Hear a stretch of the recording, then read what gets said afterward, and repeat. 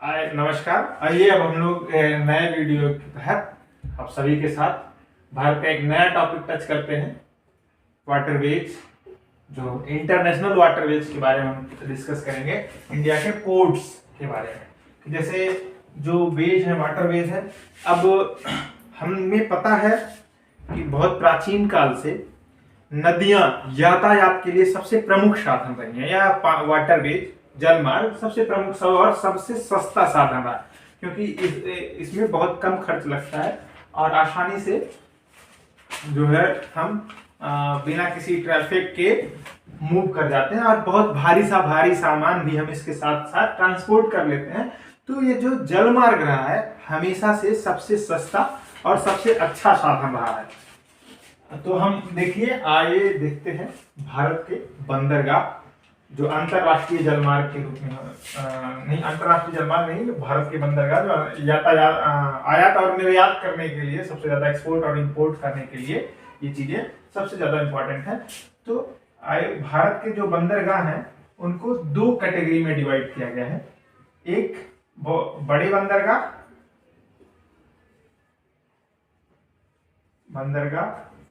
और दूसरे छोटे छोटे। ये जो बड़े बंदरगाह है मुख्य रूप से 13 पोर्ट्स हैं टोटल, जो 13 पोर्ट्स हैं, और छोटे में लगभग 200 पोर्ट्स हैं जो छोटे छोटे हैं इंडिया में।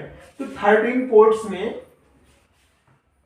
हम डिस्कस करेंगे एक ऐसा 13 पोर्ट कहाँ किस राज्य में है और वो क्या किस लिए बना स्पेशली फेमस है, इस चीज को हम इसमें डिस्कस करते चलेंगे। इसमें से 3 बंदरगाह एक ही राज्य में है। 3 पोर्ट जो है, एक तमिलनाडु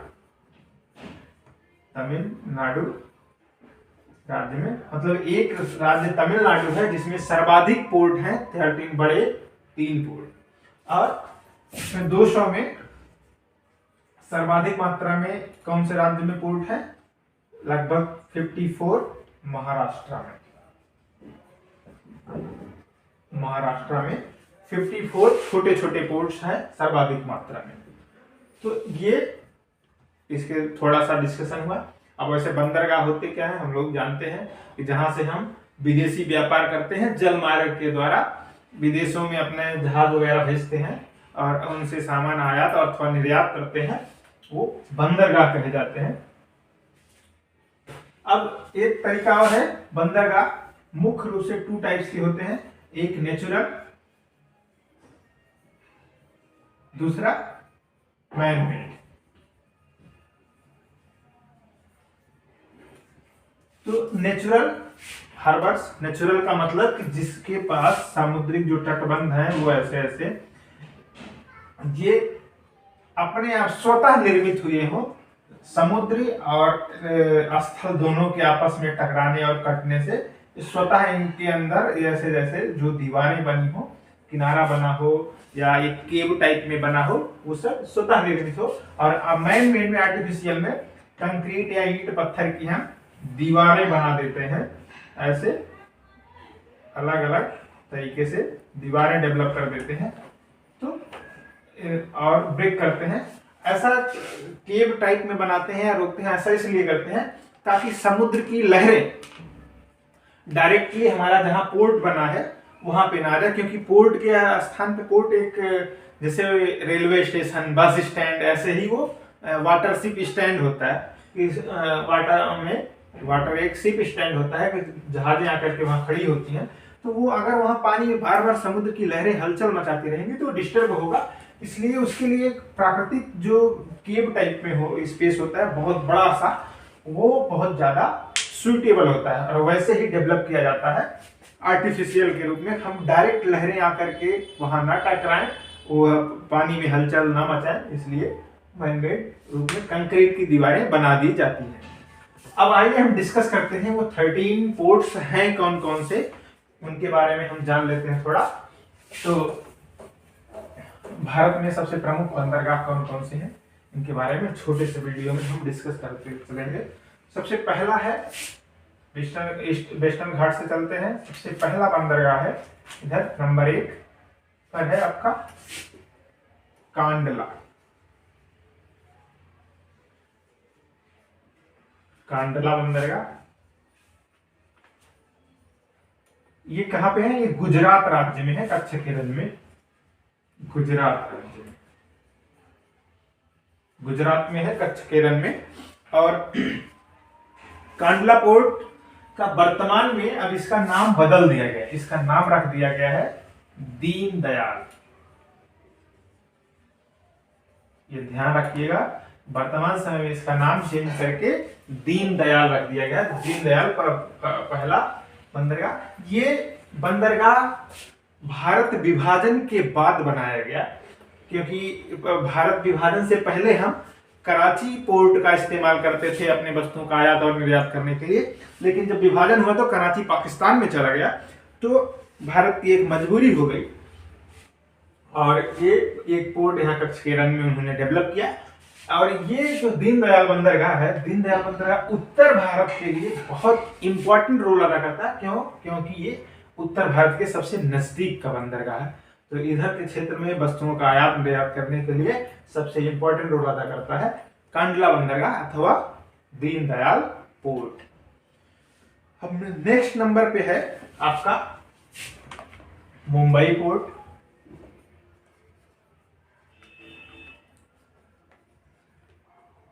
मुंबई पोर्ट दूसरे नंबर पे है मुंबई पोर्ट। मुंबई पोर्ट भारत का सबसे बड़ा जो है पोर्ट है और सबसे ज्यादा यहाँ वस्तुओं का आयात निर्यात होता रहता है। और यहाँ पे बहुत लोड है, इसलिए मुंबई में बहुत ज्यादा छोटे छोटे बंदरगाह भी बनाए गए हैं और बड़े बंदरगाह भी बनाए गए हैं, इसलिए मुंबई हार्बर बहुत। और ये सबसे पुराना प्राकृतिक बंदरगाह है, सबसे बड़ा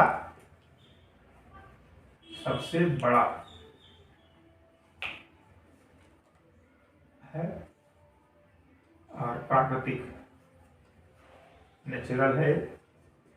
मुंबई का किस राज्य में होगा? महाराष्ट्र में। महाराष्ट्र की राजधानी ही है मुंबई, तो उसके नाम से ही हमें पता चल गया कि मुंबई सबसे बड़ा प्राकृतिक बंदरगाह है और इसमें सर्वाधिक व्यापार यहीं से होता है। उसके बाद और वैसे भी क्या कहते हैं, Mumbai gateway of India, gateway of India, Bharat का प्रवेश द्वार। मुंबई को भारत का प्रवेश द्वार भी कहा जाता है।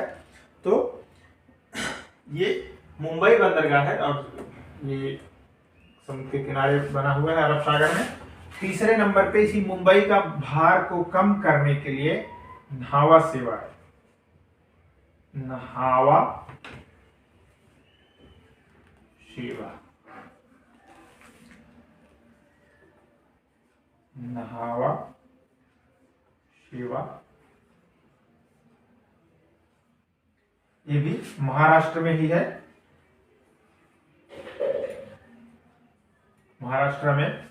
और इसे मुंबई के भार को, मुंबई में बहुत ज्यादा भीड़ हो गई थी, तो एक इंटरनेशनल लेवल का मतलब बनाया गया, बड़े लेवल का बंदरगाह न्हावा सेवा। इसका दूसरा नाम है पंडित जवाहरलाल नेहरू बंदरगाह। लाल नेहरू पोर्ट इसका दूसरा नाम है। तो 1 2 3 तीन बंदरगाह हो गए हमारे पास। अभी 10 और शेष हैं, तो उन 10 का हम डिस्कस करते हैं। पहला कांडला या दीनदयाल, दूसरा मुंबई, तीसरा न्हावा सेवा बंदरगाह। अब इसके बाद आता है आपका ये मारमा गोवा। मारमा गावा है, गावा, और इसके नाम में ही है गावा, तो समझ लीजिए कहां पे है। चौथा नंबर मारमा गावा गोवा में है। मारमा गावा गोवा एक छोटा सा राज्य है, लेकिन यहाँ भी बहुत ज्यादा खनिज संपदा, खनिज से संसाधन से भरा पूरा है। तो इसे मार्मागोआ का जो है यहाँ मार्मागोआ पोर्ट बनाया गया है। यहीं से मार्मागोआ से ही ईरान को हम आयरन ओर एक्सपोर्ट करते हैं, मतलब निर्यात करते हैं। ईरान को हम मार्मागोआ पोर्ट से ही आयरन और लौह अयस्क भेजते हैं। अब जस्ट इसके बगल, गोवा के बगल ये एक राज्य है कर्नाटका, यहाँ पे है, यहाँ मार्मागोआ हो गया, यहाँ न्यू मंगलौर,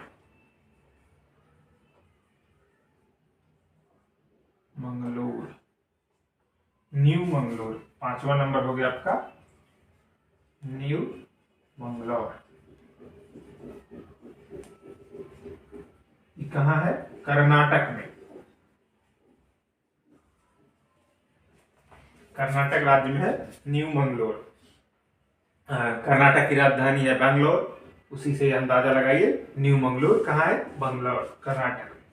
ठीक, अब इसके बाद भारत का इधर का वेस्टर्न घाट का सबसे प्रमुख बंदरगाह है आपका केरला में कोच्चि,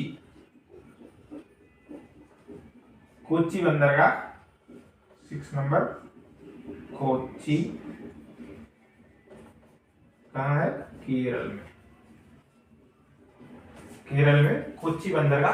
तो ये हुए वेस्टर्न घाट के 6 बड़े बंदरगाह। पहला दीनदयाल बंदरगाह, दूसरा मुंबई बंदरगाह, तीसरा नाहवा सेवा, चौथा मार्मागावा, 5वां न्यू मंगलौर, 6वां कोच्चि। 6 बंदरगाह इधर हो गए और 6 बंदरगाह ईस्टर्न घाट में बने हैं।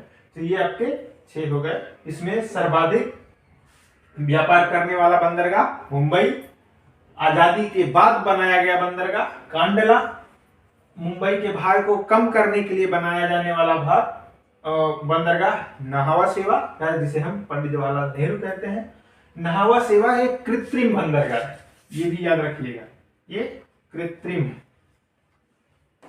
टोटल 13 बंदरगाहों में 3 बंदरगाह ही कृत्रिम है। इसमें एक बंदरगाह वेस्टर्न घाट में है कृत्रिम। और हम आगे बढ़ते हैं ईस्टर्न घाट। ईस्टर्न घाट में जो पोर्ट्स हैं वो क्या क्या हैं उनके बारे में हम देखते हैं। आइए, ईस्टर्न घाट में सबसे पहले ऊपर से चलते हैं। आपका ये क्षेत्र आता है कोलकाता, कोलकाता बंदरगाह। ये दूसरा बंदरगाह है हुगली, तो हुगली नॉट हुगली रिवर नहीं, हल्दिया, हल्दिया, हल्दिया बंदरगाह। जो हम 13 बड़े बंदरगाह पढ़ते हैं उसमें ये कोलकाता और हल्दिया कुछ संयुक्त रूप से पढ़ा जाता है कि कोलकाता और हल्दिया एक ही माना जाता है, इन दोनों को एक ही बंदरगाह, ये कोलकाता बंदरगाह। और ये कहाँ पे है दोनों? वेस्ट बंगाल राज्य में। कहाँ पे है? वेस्ट बंगाल में,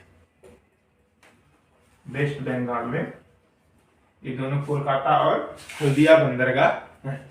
इसके बाद आपका आता है दूसरे नंबर पे उड़ीसा में पारादीप,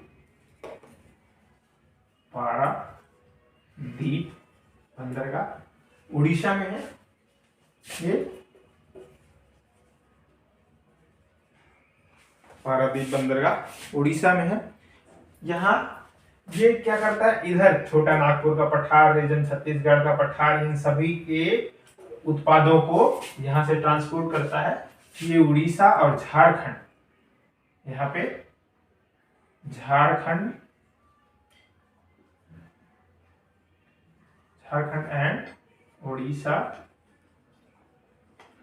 के आयरन ओर को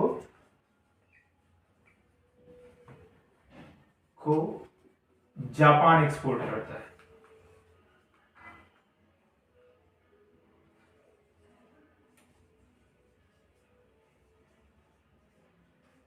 जब मतलब जापान को बेचता है उड़ीसा और झारखंड का जो लौह अयस्क है उसको जापान को एक्सपोर्ट करता है। कौन सा? पारादीप बंदरगाह जो उड़ीसा राज्य में है। अब इसके बाद अगला आता है आपका विशाखापत्तनम।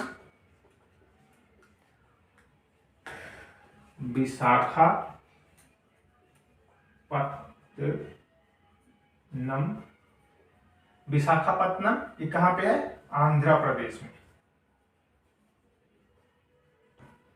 आंध्र प्रदेश में विशाखापत्तनम है आपका।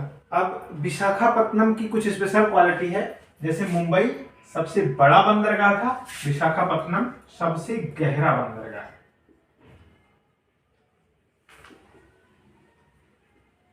गहरा, हाईएस्ट डीप है इसकी।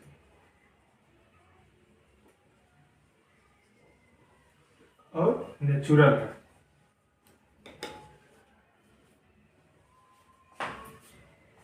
नेचुरल बंदरगाह हाईएस्ट द्वीप विशाखापत्तनम है। और उसके बाद आपका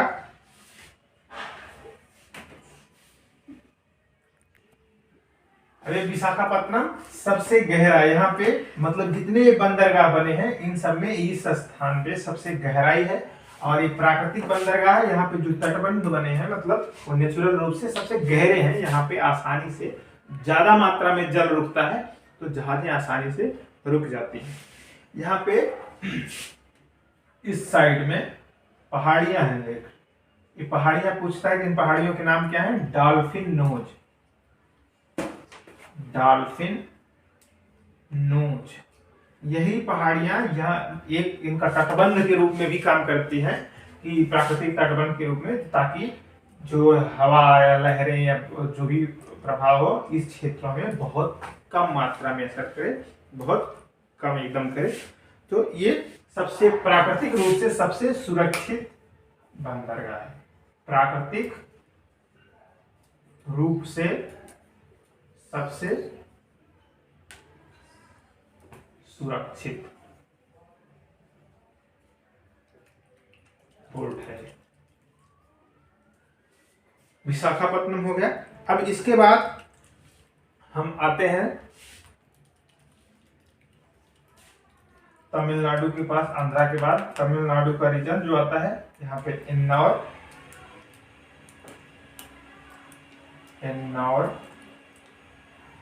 इन्नौर बंदरगाह। इन्नौर बंदरगाह जो है ये कृत्रिम बंदरगाह है और यहाँ बहुत पुराना एक चेन्नई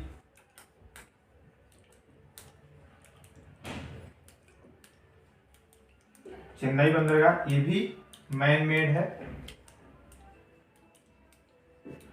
इन्नौर और चेन्नई ये दोनों कृत्रिम है। कृत्रिम बंदरगाह एक ये हो गया, एक नाहवा सेवा। 3 बंदरगाह कृत्रिम बंदरगाह है, इन्नौर और मैन मेड। इन्नौर और चेन्नई बहुत पुराना कृत्रिम, सबसे पुराना कृत्रिम बंदरगाह है। और चेन्नई पे भीड़ बहुत ज्यादा हो गई, इसी की सहायता के लिए इन्नौर बंदरगाह का निर्माण किया गया, जो इसकी भार को कम करता है। उसके बाद लास्ट में इधर आता है आपका सबसे इंपॉर्टेंट तूतीकोरिन। तूतीकोरिन पोर्ट जो आपका दक्षिण का मतलब भारत का सबसे दक्षिणी बंदरगाह है। तूतीकोरिन एकदम दक्षिणी पॉइंट पे है तूतीकोरिन पोर्ट। और तूतीकोरिन पोर्ट पे मतलब ये मन्नार की खाड़ी के पास है तूतीकोरिन। तो यहाँ पर डायरेक्ट जहाजें नहीं आ पाती हैं, बाहर ही रुकती हैं जहाजें बे ऑफ बंगाल में, और छोटी छोटी नौकाओं या जहाजों के जरिए जाकर के वहां से सामान उतार करके लाया जाता है। इसमें डायरेक्ट जहाजों की एंट्री यहाँ पे नहीं हो पाती, क्योंकि ये मन्नार की खाड़ी से सटा हुआ है और वहां जहाजें आएंगी तो स्पेस नहीं है, वहां फंस सकती हैं, इसलिए वहां जहाजें डायरेक्ट नहीं लाई जाती। तो ये हो गए आपके 6 इधर हो गए थे। इधर कोलकाता हल्दिया 1, पारादीप 2, विशाखापत्तनम 3, इन्नौर 4, चेन्नई 5, तूतीकोरिन 6, 6 इधर 6 इधर 12 हो गए। एक और आपका बड़ा बंदरगाह बना है कहाँ, अंडमान निकोबार द्वीप समूह में। अंडमान निकोबार द्वीप समूह का जो पोर्ट ब्लेयर है, पोर्ट ब्लेयर अंडमान निकोबार की राजधानी भी है, कैपिटल भी है पोर्ट ब्लेयर। तो पोर्ट ब्लेयर में ही जो हार्बर बनाया गया है पोर्ट, वहीं पे पोर्ट ब्लेयर 13वां। आपका टोटल 13 बड़े बंदरगाह आपके इस वीडियो में मिल गए और आप इन्हें आसानी से याद कर लीजिएगा।